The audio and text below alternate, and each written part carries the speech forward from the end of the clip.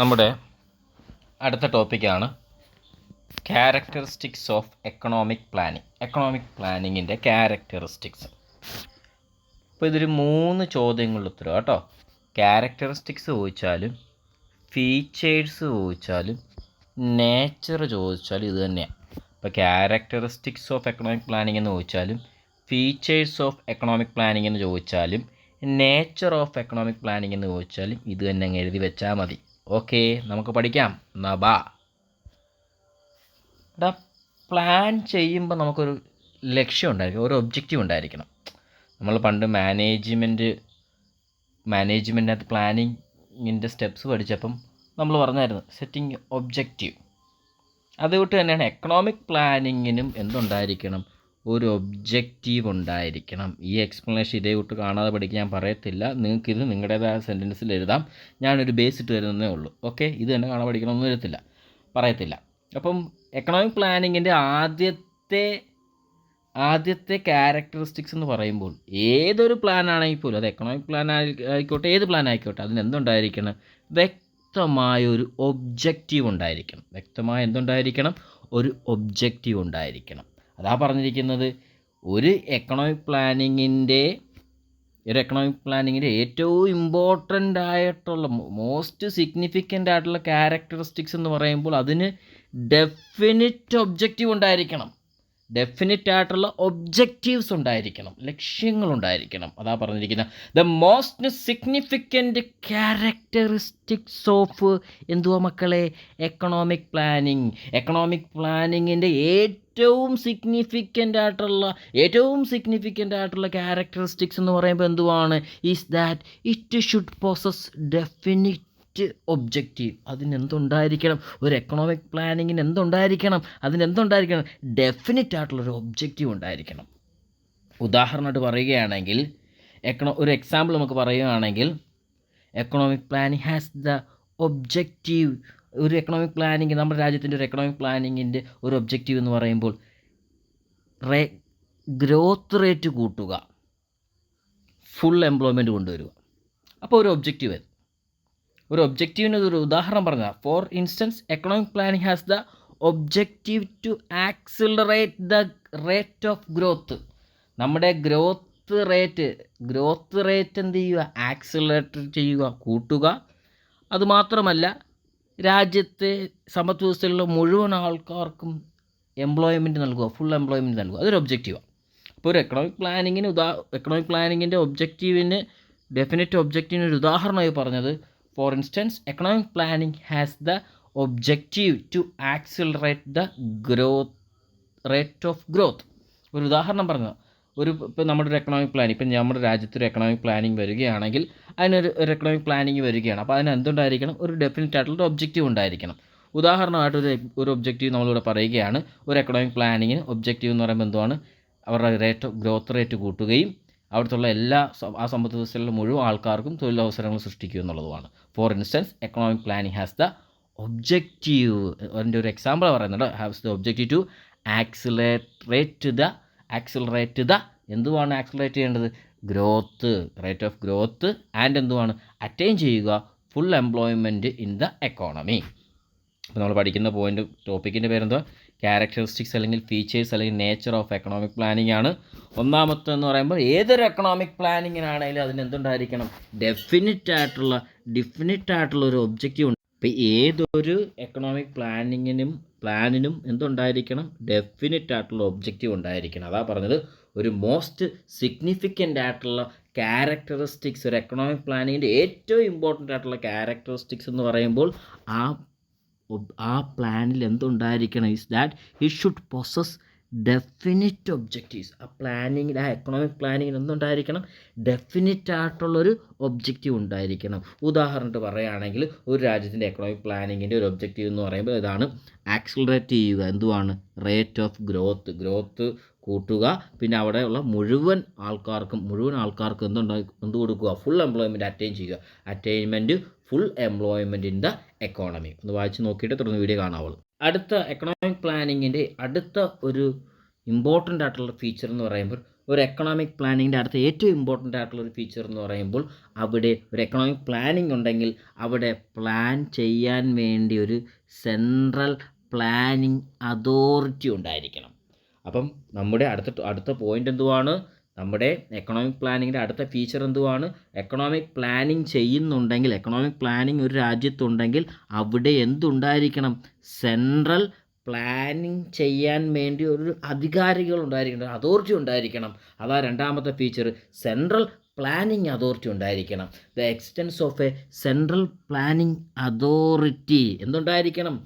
Economic പ്ലാനിങ്ങിൻ്റെ അടുത്ത പ്രത്യേകത എന്തുവാണ്? ഒരു എക്കണോമിക് പ്ലാനിങ് ഒരു രാജ്യത്തുണ്ടെങ്കിൽ അവിടെ പ്ലാൻ ചെയ്യാൻ വേണ്ടി ഒരു സെൻട്രൽ പ്ലാനിങ് അതോറിറ്റി ഉണ്ടായിരിക്കണം. അതാ പറഞ്ഞിരിക്കുന്ന the existence of a central planning authority is another feature of എന്തുവാണ്? എക്കണോമിക് പ്ലാനിങ്ങിൻ്റെ. അപ്പോൾ എക്കണോമിക് പ്ലാനിങ്ങിൻ്റെ അടുത്തൊരു ഫീച്ചർ എന്ന് പറയുമ്പോൾ എന്തുവാണ്? അവിടെ എന്തുണ്ടായിരിക്കണം? Existence of central planning authority. അപ്പോൾ രണ്ടാമത്തെ ക്യാരക്ടറിസ്റ്റിക്സ്, സെൻട്രൽ പ്ലാനിങ് അതോറിറ്റി, നമ്മുടെ എക്കണോമിക് പ്ലാനിങ് രണ്ടാമത്തെ ക്യാരക്ടറിസ്റ്റിക്സ് എന്ന് പറയുമ്പോൾ എന്തുവാണ്? എക്കണോമിക് പ്ലാനിങ് ഉണ്ടെങ്കിൽ അവിടെ എന്തുണ്ടായിരിക്കണം? ഒരു സെൻട്രൽ പ്ലാനിങ് അതോറിറ്റി ഉണ്ടായിരിക്കണം. ഇവരുടെ ചുമതല എന്താണെന്നറിയോ? നമ്മുടെ രാജ്യത്തിൻ്റെ ഡെവലപ്മെൻറ്റിന് വേണ്ടി ഡിഫറൻറ്റ് സ്കീംസ് കൊണ്ടുവരിക. നമ്മുടെ രാജ്യത്തിൻ്റെ ഡെവലപ്മെൻറ്റിന് വേണ്ടി ഡിഫറൻറ്റ് സ്കീംസ് പ്രിപ്പയർ ചെയ്യുക. അപ്പോൾ ഈ സെൻട്രൽ പ്ലാനിങ് അതോറിറ്റി ചുമ്മാ ഇരിക്കുവാണ്? അല്ല, ആ സെൻട്രൽ പ്ലാനിങ് അതോറിറ്റിക്ക് ചില റെസ്പോൺസിബിലിറ്റീസ് ഉണ്ട്. എന്തോ റെസ്പോൺസിബിലിറ്റി എന്നറിയോ? പ്രിപ്പയർ ചെയ്യുക പലതരത്തിലുള്ള സ്കീംസുകൾ. എന്തിനു വേണ്ടിയാണ്? നമ്മുടെ രാജ്യത്തിൻ്റെ അല്ലെങ്കിൽ നമ്മുടെ സമ്പദ് വ്യവസ്ഥയുടെ ഡെവലപ്മെൻറ്റിന് വേണ്ടി. അതുമാത്രമല്ല, നമ്മുടെ രാജ്യത്ത് നടക്കുന്ന പല സ്കീമുകളുണ്ട്. ആ സ്കീമുകളെല്ലാം എന്ത് ചെയ്യുക? കോർഡിനേറ്റ് ചെയ്യുക. അല്ലെങ്കിൽ നമ്മുടെ രാജ്യത്ത് പല ആക്ടിവിറ്റീസ് നടക്കും. നമ്മുടെ സമ്പദ് വ്യവസ്ഥയിൽ പല ആക്ടിവിറ്റീസ് നടക്കുന്നുണ്ട്. ആ ആക്ടിവിറ്റീസിനെല്ലാം ഒരുമിപ്പിക്കുക, കോർഡിനേറ്റ് ചെയ്യുക. അപ്പം ഈ സെൻട്രൽ പ്ലാനിങ് അതോറിറ്റി ചില റെസ്പോൺസിബിലിറ്റീസ് ഉണ്ട്. എന്തോ റെസ്പോൺസിബിലിറ്റി? പ്രിപ്പയർ ചെയ്യുക ഡിഫറൻറ്റ് സ്കീംസ്. എന്തിനു വേണ്ടിയാണ്? നമ്മുടെ രാജ്യത്തിൻ്റെ ഡെവലപ്മെൻറ്റിന് വേണ്ടി. അതുമാത്രമല്ല, നമ്മുടെ രാജ്യത്ത് പലതരത്തിലുള്ള ആക്ടിവിറ്റീസ് നടക്കുന്നുണ്ട്. ഡെവലപ്മെൻറ്റുമായി ബന്ധപ്പെട്ട് പല ആക്ടിവിറ്റീസ് നടക്കുന്നുണ്ട്. അതിനെയൊക്കെ എന്ത് ചെയ്യുക? കോർഡിനേറ്റ് ചെയ്യുക. അതാ രണ്ടാമത്തെ സെൻറ്റൻസിൽ പറയുന്നത്. ദിസ് സെൻട്രൽ പ്ലാനിങ് അതോറിറ്റിക്ക് ചില റെസ്പോൺസിബിലിറ്റി ഉണ്ട്. This central planning authority is responsible. എന്തോ അവരുടെ റെസ്പോൺസിബിലിറ്റി? പ്രിപ്പയർ ചെയ്യുക ഡിഫറൻറ്റ് സ്കീംസ്. എന്തിനു വേണ്ടി? ഡെവലപ്മെൻറ്റിന് വേണ്ടി. നമ്മുടെ രാജ്യത്തിൻ്റെ ഡെവലപ്മെൻറ്റിന് വേണ്ടി ഡിഫറൻറ്റ് സ്കീംസ് ഡെവലപ്പ് ചെയ്യുക. അതുമാത്രമാണോ മക്കളെ? അല്ല, കോർഡിനേറ്റ് ചെയ്യണം. എന്തോ കോർഡിനേറ്റ് ചെയ്യണം? Various activities. നമ്മുടെ എക്കോണമിയിലെ പല ആക്ടിവിറ്റീസിന് എന്ത് ചെയ്യണം? കോർഡിനേറ്റ് ചെയ്യുകയും ചെയ്യണം. അപ്പോൾ ഒന്നാമത്തെ പോയിന്റ് എന്തോ പറഞ്ഞു? ഒരു സെൻട്രൽ പ്ലാനിങ്ങിന് അല്ലെങ്കിൽ നമ്മുടെ എക്കണോമിക് പ്ലാനിങ്ങിന് എന്തുണ്ടായിരിക്കണം? ഡെഫിനിറ്റ് ഒബ്ജക്റ്റീവ് ഉണ്ടായിരിക്കണം. രണ്ടാമത്തെ പോയിന്റ് പറഞ്ഞു, ഈ നമ്മുടെ എക്കണോമിക് പ്ലാനിങ്ങിന് എന്തുണ്ടായിരിക്കണം? ഒരു സെൻട്രൽ പ്ലാനിങ് അതോറിറ്റി ഉണ്ടായിരിക്കണം. എക്കണോമിക് പ്ലാനിങ്ങിന് എന്തുണ്ടായിരിക്കണം? സെൻട്രൽ പ്ലാനിങ് അതോറിറ്റി ഉണ്ടായിരിക്കണം. അതാ പറഞ്ഞിരിക്കുന്ന extends of central planning authority ഒരു അനദർ ഫീച്ചറാണ് എക്കണോമിക് പ്ലാനിങ്ങിൻ്റെ. ഇവരുടെ ചുമതല എന്തുവാണ്? ഇവരുടെ റെസ്പോൺസിബിലിറ്റി എന്തുവാണ്? പ്രിപ്പയർ ചെയ്യുക ഡിഫറൻ്റ് ആയിട്ടുള്ള സ്കീംസ്. എന്തിനു വേണ്ടി? ഡെവലപ്മെൻറ്റിന് വേണ്ടിയും. അതുമാത്രമാണ് അല്ല, കോർഡിനേറ്റ് ചെയ്യുക വേരിയസ് ആക്ടിവിറ്റീസ്. ഒന്ന് വായിച്ചു നോക്കിയേ. നമ്മുടെ എക്കണോമിക് പ്ലാനിങ്ങിൻ്റെ മൂന്നാമത്തെ പ്രത്യേകത എന്ന് പറയുമ്പോൾ അത് കോംപ്രഹെൻസീവ് ആയിരിക്കണം, വിശാലമായിരിക്കണം, കോംപ്രഹെൻസീവ് ആയിരിക്കണം. അതാ പറഞ്ഞിരിക്കുന്ന another important characteristics of planning, economic planning is it's comprehensive in scope. അത് കോംപ്രഹെൻസീവ് ആയിരിക്കണം, വിശാലമായിരിക്കണം. അപ്പോൾ another important characteristics of economic planning is it's comprehensiveness in scope. അതിൻ്റെ സാധ്യതകൾ വളരെ വിശാലമായിരിക്കണം എന്ന് പറയുമ്പോൾ അത് വിശാലമായിരിക്കണം എന്ന് പറയാൻ കാര്യം, സെൻട്രൽ പ്ലാനിങ് അതോറിറ്റി അല്ലെങ്കിൽ എക്കണോമിക് പ്ലാനിങ്ങിലൂടെ എല്ലാ തീരുമാനങ്ങളും എടുക്കും. ഈ എക്കണോമിക് പ്ലാനിങ്ങിലെ സെൻട്രൽ പ്ലാനിങ് അതോറിറ്റി ഉണ്ട്. എക്കണോമിക് പ്ലാൻ ചെയ്യുന്നത് ആരാണ്? സെൻട്രൽ പ്ലാനിങ് അതോറിറ്റിയാണ്. അവരാണ് ഈ പ്ലാനൊക്കെ പ്രിപ്പയർ ചെയ്യുന്നത്, എക്കണോമിക് പ്ലാൻ ചെയ്യുന്നത്. അപ്പോൾ അവർ കുറേ അധികം തീരുമാനങ്ങളെടുക്കും. ഈ സെൻട്രൽ പ്ലാനിങ് അതോറിറ്റി കുറേ തീരുമാനങ്ങളെടുക്കും. എന്തിനെക്കുറിച്ചൊക്കെയാണെന്ന് അറിയാം മക്കളെ? Production, consumption, distribution. ഉൽപ്പാദനം ആണ് പ്രൊഡക്ഷൻ, കൺസംഷൻ, ഡിസ്ട്രിബ്യൂഷൻ. അപ്പോൾ പ്രൊഡക്ഷനും കൺസംഷനും ഡിസ്ട്രിബ്യൂഷനുമായി ബന്ധപ്പെട്ട് തീരുമാനങ്ങൾ ആരെടുക്കും? സെൻട്രൽ പ്ലാനിംഗ് അതോറിറ്റി എടുക്കും. അതുകൊണ്ട് നമുക്ക് പറയാം ഈ തീരുമാനങ്ങൾ എടുക്കുമ്പോൾ നമ്മുടെ എക്കോണമിയെ മുഴുവനും കൺസിഡർ ചെയ്യുന്ന രീതിയിലായിരിക്കണം തീരുമാനം എടുക്കേണ്ടത്. It must cover the entire economy. അപ്പം മൂന്നാമത്തെ പോയിൻ്റ് എന്ന് പറയുമ്പോൾ എൻ്റെ പൊന്നുമക്കളെ എന്തുവാണ്? നമ്മുടെ എക്കണോമിക് പ്ലാനിങ് എങ്ങനെ ആയിരിക്കണം? കോംപ്രഹെൻസീവ് ആയിരിക്കണം. കോംപ്രഹെൻസീവ്നെസ്. Another important characteristics of economic planning is it's comprehensiveness in scope. അത് കോംപ്രഹെൻസീവ് ആയിരിക്കണം. എന്ന് പറയാൻ കാരണമാണ് അടുത്ത സെൻറ്റൻസിൽ പറയുന്നത്, ഈ എക്കണോമിക് പ്ലാൻ ചെയ്യുന്ന ആരാ? ഞാനോ നിങ്ങളോ വല്ലതും ആണോ? അല്ല, സെൻട്രൽ പ്ലാനിംഗ് അതോറിറ്റിയാണ്. CPA എന്ന് പറയാം. CPI അല്ല കേട്ടോ, CPA, സെൻട്രൽ പ്ലാനിംഗ് അതോറിറ്റിയാണ് എക്കണോമിക് പ്ലാൻ ചെയ്യുന്നത്. പ്ലാൻ രൂപീകരിക്കുന്നത് സെൻട്രൽ പ്ലാനിംഗ് അതോറിറ്റിയാണ്. അപ്പോൾ അവർ സെൻട്രൽ പ്ലാനിംഗ് അതോറിറ്റി കുറേ അധികം തീരുമാനങ്ങൾ എടുക്കും, ഡിസിഷൻസ് എടുക്കും. എന്തിനെക്കുറിച്ചൊക്കെ തീരുമാനം എടുക്കുന്നറിയോ? Production, consumption, distribution. നമ്മുടെ രാജ്യത്തിലെ പ്രൊഡക്ഷനും കൺസംഷനും ഡിസ്ട്രിബ്യൂഷനെയൊക്കെ കുറിച്ച് സെൻട്രൽ പ്ലാനിംഗ് അതോറിറ്റി കുറേ തീരുമാനം എടുക്കും. ആ തീരുമാനങ്ങൾ എടുക്കുമ്പോൾ നമ്മുടെ എക്കോണമിയെ മുഴുവനും കവർ ചെയ്യണം. അതുകൊണ്ടാണ് പറഞ്ഞത് ഈ എക്കണോമിക് പ്ലാനിംഗ് എന്ന് പറയുമ്പോൾ എന്തെങ്ങനെ ആയിരിക്കണം എൻ്റെ പൊന്നുമക്കളെ? കോംപ്രഹെൻസീവ് ആയിരിക്കണം. ഒന്നുകൂടെ വായിച്ചു നോക്കിയേ. As central planning authority take all decisions. Central planning അതോറിറ്റിയാണ് തീരുമാനമെടുക്കുന്നത് എന്തിനെക്കുറിച്ച്? Regarding production, consumption and distribution. അപ്പോൾ സെൻട്രൽ പ്ലാനിംഗ് അതോറിറ്റിയാണ് തീരുമാനങ്ങൾ എടുക്കുന്നത് എന്തിനെക്കുറിച്ച്? Decisions regarding production, consumption and distribution. അതുകൊണ്ട് നമുക്ക് പറയാം, അവർ ഈ തീരുമാനങ്ങൾ എടുക്കുമ്പോൾ നമ്മുടെ എക്കോണമിയെ മുഴുവനും കവർ ചെയ്തിരിക്കണം. മുഴുവൻ എക്കോണമിയും കവർ ചെയ്തിട്ട് വേണം അവർ തീരുമാനം എടുക്കാൻ. Thus it must cover the entire and thus it must cover the entire economy. അതുകൊണ്ട് നമുക്ക് പറയാം എന്തായിരിക്കണം? എക്കണോമിക് പ്ലാനിങ് എങ്ങനെ ആയിരിക്കണം മക്കളെ? കോംപ്രഹെൻസീവ് ആയിരിക്കണം. ഞാൻ ഒന്നും കൂടെ പറയട്ടെ മക്കളെ. അപ്പോൾ എന്തോ പറഞ്ഞു? മൂന്നാമത്തെ പോയിന്റിൽ പറഞ്ഞു എക്കണോമിക് പ്ലാനിങ് എന്ന് പറയുമ്പോൾ കോംപ്രഹെൻസീവ് ആയിരിക്കണം. അപ്പോൾ അതിൻ്റെ എക്സ്പ്ലനേഷൻ എങ്ങനെ പറഞ്ഞു? മറ്റൊരു important characteristics of economic planning എന്ന് പറഞ്ഞാൽ ഇത് കോംപ്രഹെൻസീവ് ആയിരിക്കണം. അതിൻ്റെ scope its comprehensiveness in scope. ഇത് കോംപ്രഹെൻസീവ് ആയിരിക്കണം എന്ന് പറയാൻ കാരണം എന്താ? Central planning authority economic plan ചെയ്യുന്ന അതോറിറ്റിയാണ് സെൻട്രൽ പ്ലാനിംഗ് അതോറിറ്റി. അവർ തീരുമാനങ്ങൾ എടുക്കുന്നു. Takes all decisions. എന്തിനെക്കുറിച്ചാണ്? പ്രൊഡക്ഷനും കൺസംഷനും ഡിസ്ട്രിബ്യൂഷനെക്കുറിച്ചും. പ്രൊഡക്ഷനും കൺസംഷൻ ഡിസ്ട്രിബ്യൂഷനെക്കുറിച്ച് തീരുമാനങ്ങൾ എടുക്കുന്നത് ആരാണ്? Central planning അതോറിറ്റിയാണ്. അവർ തീരുമാനമെടുക്കുമ്പോൾ എന്ത് കവർ ചെയ്യണം? It must cover the entire economy. അതുകൊണ്ട് നമുക്ക് പറയാം എക്കണോമിക് പ്ലാൻ എപ്പോഴും എങ്ങനെ ആയിരിക്കണം മക്കളെ? കോംപ്രഹെൻസീവ് ആയിരിക്കണം. അടുത്ത പോയിന്റ് പറയുന്നത് എക്കണോമിക് പ്ലാനിംഗ് എന്ന് പറയുമ്പോൾ പ്രൊഡക്ഷൻ മാത്രമാകരുത്, ഉൽപ്പാദനത്തെക്കുറിച്ചുള്ള പ്ലാനിങ് മാത്രം ആകരുത്. Planning should not confine only to production. Planning എന്തുമാത്രമാകരുത്? ഉൽപ്പാദനത്തെക്കുറിച്ച് മാത്രമായിരിക്കരുത് പ്ലാനിങ് എന്ന് പറയാം. അപ്പോൾ എക്കണോമിക് പ്ലാനിങ് എന്ന് പറയുമ്പോൾ പ്രൊഡക്ഷനിലേക്ക് മാത്രം ചുരുങ്ങി പോകേണ്ട ഒരു കോൺസെപ്റ്റ് ആകരുതെന്ന് പറയാം. Plan should not confine only to production. Economic planning എന്ന് പറയുമ്പോൾ പ്രൊഡക്ഷനിലേക്ക് മാത്രം ചുരുങ്ങി പോകേണ്ട ഒരു കാര്യമല്ല. അതിനകത്ത് എന്തൊക്കെ വരണമെന്നറിയോ മക്കളെ? അവരെന്തൊക്കെ കവർ ചെയ്യണമെന്നറിയോ? ഡിസ്ട്രിബ്യൂഷനും കൺസംഷനും കൂടി കവർ ചെയ്യണം. അപ്പോൾ എക്കണോമിക് പ്ലാനിംഗ് എന്ന് പറയുമ്പോൾ എന്തിലേക്ക് മാത്രം ചുരുങ്ങിപ്പോകാൻ പാടില്ല? പ്രൊഡക്ഷനിലേക്ക് മാത്രം ചുരുങ്ങിപ്പോകാൻ പാടില്ല. ഡിസ്ട്രിബ്യൂഷനും കൺസംഷനും കൂടി അതിൽ ഉൾപ്പെട്ടിരിക്കണം. അതാ പറയുന്നത് planning should not confirm only to production. In a central planned economy, ഒരു central planned economy it should not be confined to production. എന്തിലേക്ക് മാത്രം ചുരുങ്ങിപ്പോകാൻ പാടില്ല? പ്രൊഡക്ഷനിലേക്ക് മാത്രം ചുരുങ്ങിപ്പോകാൻ പാടില്ല. In a central planned economy it should not be confined to production alone but at the same time എന്തിനെ കൂടി അവർ കവർ ചെയ്യണം? ഇറ്റ് മസ്റ്റ് കവർ എന്തോ മക്കളെ? Distribution and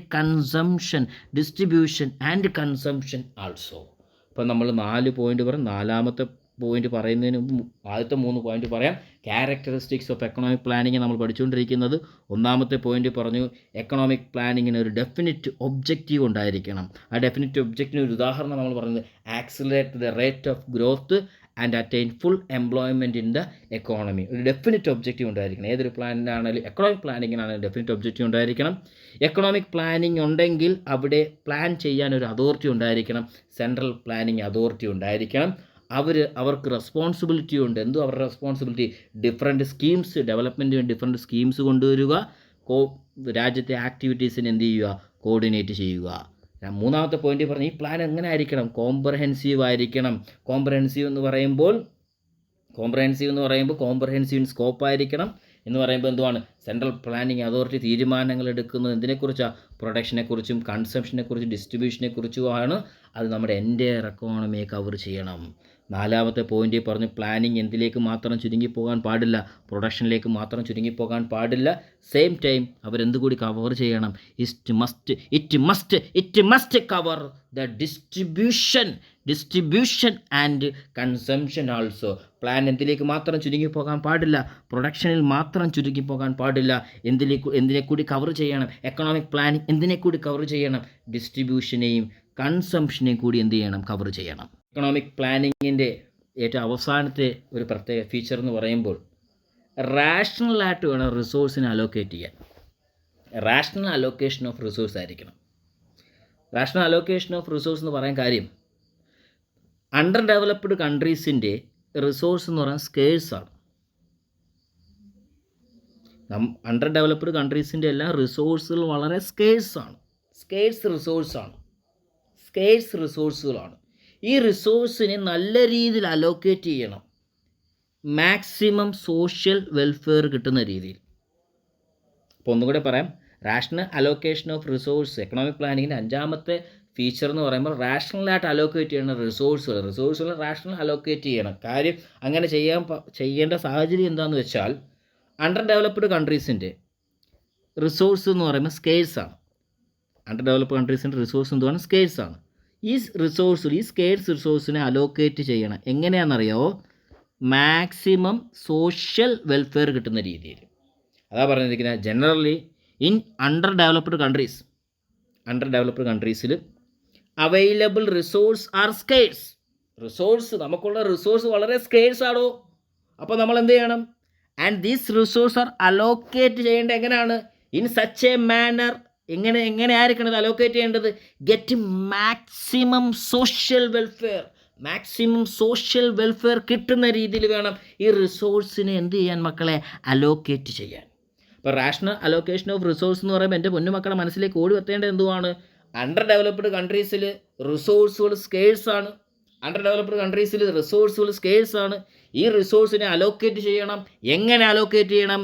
maximum social welfare കിട്ടുന്ന രീതിയിൽ. And are allocated in a such a manner as to get maximum social welfare. ആ sentence ഒന്നും കൂടെ നോക്കിയാൽ, അണ്ടർ ഡെവലപ്ഡ് കൺട്രീസിൽ available resource are scarce and these resource are allocate ചെയ്യണം. എങ്ങനെ?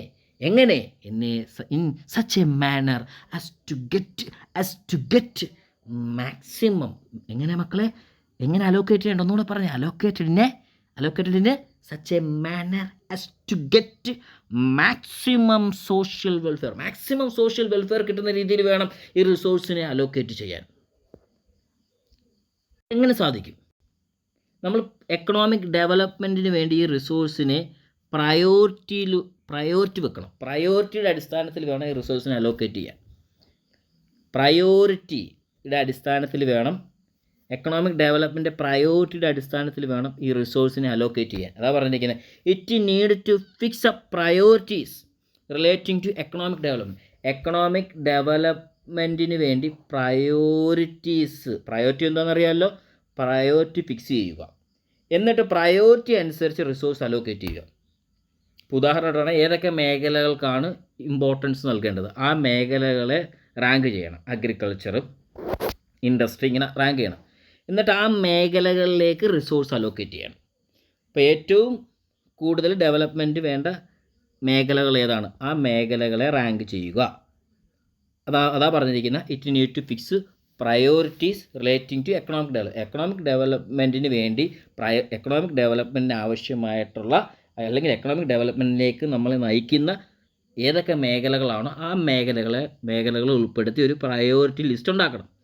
എന്നിട്ട് ആ മേഖലകളിലേക്ക് വേണം എന്ത് അലോക്കേറ്റ് ചെയ്യാൻ, റിസോഴ്സ് അലോക്കേറ്റ് ചെയ്യാൻ. അതാണ് ഇംഗ്ലീഷ് അല്ലെങ്കിൽ സായിപ്പിൻ്റെ ഭാഷയിൽ പറഞ്ഞിരിക്കുന്നത്, it need to fix up പ്രയോറിറ്റീസിൻ്റെ അടിസ്ഥാനത്തിൽ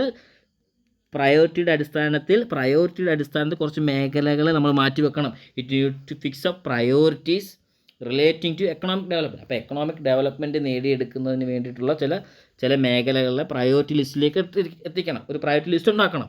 it need to fix up priorities relating to economic development. അപ്പോൾ എക്കണോമിക് ഡെവലപ്മെൻറ്റിലേക്ക് നയിക്കുന്ന ചില മേഖലകളുണ്ട്, ആ പ്രയോറിറ്റി ലിസ്റ്റ് ഉണ്ടാക്കുക. അതിനുശേഷം അങ്ങോട്ട് എന്ത് ചെയ്യുക, ആ മേഖലകളിലേക്ക് റിസോഴ്സ് അലോക്കേറ്റ് ചെയ്യുക. Thus allocation of resources in accordance to these fixed priorities. ഈ പ്രയോറിറ്റി മേഖലകളിലേക്ക് എന്ത് ചെയ്യുക, റിസോഴ്സിനെ അലോക്കേറ്റ് ചെയ്യുക. അപ്പോൾ അഞ്ചാമത്തെ പോയിന്റ് എന്തുവാണ്, റാഷണൽ അലോക്കേഷൻ ഓഫ് റിസോഴ്സ് ആണ്. റാഷണൽ അലോക്കേഷൻ ഓഫ് റിസോഴ്സ് എന്ന് പറയുമ്പോൾ അണ്ടർ ഡെവലപ്ഡ് കൺട്രീസിൻ്റെ റിസോഴ്സുകൾ സ്കേഴ്സ് ആണ്. അതുകൊണ്ട് നമ്മൾ എന്ത് ചെയ്യണം, ഈ റിസോഴ്സിനെ അലോക്കേറ്റ് ചെയ്യേണ്ടത് എങ്ങനെയാണ് മാക്സിമം സോഷ്യൽ വെൽഫെയർ കിട്ടുന്ന രീതിയിൽ വേണം അലോക്കേറ്റ് ചെയ്യാൻ. Generally in under developed countries available resource R എങ്ങനെ മക്കളെ, സ്കേഴ്സ് ആണ്. ആൻഡ് ദീസ് റിസോഴ്സ് ആർ എങ്ങനെ എന്ത് ചെയ്യണം, അലോക്കേറ്റ് ചെയ്യണം. എങ്ങനെ, in such a manner as to get maximum social welfare കിട്ടുന്ന രീതിയിൽ ഈ റിസോഴ്സിനെ അലോക്കേറ്റ് ചെയ്യണം. ഇതെങ്ങനെയാണ് നടപ്പിലാക്കുന്നത്? ആദ്യം ഒരു പ്രയോറിറ്റി ലിസ്റ്റ് ഉണ്ടാക്കണം. എന്തിനു വേണ്ടി, എക്കണോമിക് ഡെവലപ്മെൻറ്റിന് വേണ്ടിയിട്ടുള്ള ഒരു പ്രയോറിറ്റി ലിസ്റ്റ് ഉണ്ടാക്കണം. It need to fix up priorities relating to economic development. അതിനുശേഷം റിസോഴ്സുകൾ ഈ പ്രയോറിറ്റി ലിസ്റ്റിൻ്റെ അടിസ്ഥാനത്തിൽ അലോക്കേറ്റ് ചെയ്യണം. And thus allocation of resources in accordance to these fixed priorities. Characteristics of economic planning എന്ന് പറയുമ്പോൾ അതിനൊരു ഡെഫിനിറ്റ് ഒബ്ജക്റ്റീവ് ഉണ്ടായിരിക്കണം. പ്ലാൻ ചെയ്യാൻ സെൻട്രൽ പ്ലാനിങ് അതോറിറ്റി ഉണ്ടായിരിക്കണം. ഈ പ്ലാൻ എന്ന് പറയുമ്പോൾ കോംപ്രഹെൻസീവ് ആയിരിക്കണം, എൻ്റയർ എക്കോണമി കവർ ചെയ്യുന്നതായിരിക്കണം, അതാണ് കോംപ്രഹെൻസീവ്. പിന്നെ പ്ലാനിങ് എന്ന് പറയുമ്പോൾ പ്രൊഡക്ഷൻ മാത്രമായിട്ട് ഒതുങ്ങി പോകരുത്, അവിടെ ഡിസ്ട്രിബ്യൂഷനും കൺസംപ്ഷനും എല്ലാം കൺസിഡർ ചെയ്യണം. റിസോഴ്സുകൾ നല്ല രീതിയിൽ അലോക്കേറ്റ് ചെയ്യണം. കാര്യം അണ്ടർ ഡെവലപ്ഡ് കൺട്രീസിന് റിസോഴ്സുകൾ സ്കേഴ്സ് ആണ്. മാക്സിമം സോഷ്യൽ വെൽഫെയർ കിട്ടുന്ന രീതിയിൽ വേണം റിസോഴ്സിനെ അലോക്കേറ്റ് ചെയ്യേണ്ടത്. അതിനൊരു എക്കണോമിക് ഡെവലപ്മെൻറ്റ് അടിസ്ഥാനത്തിൽ ഒരു പ്രയോറിറ്റി ലിസ്റ്റ് ഉണ്ടാക്കണം. ആ ലിസ്റ്റിനനുസരിച്ച് വേണം റിസോഴ്സിനെ അലോക്കേറ്റ് ചെയ്യാൻ.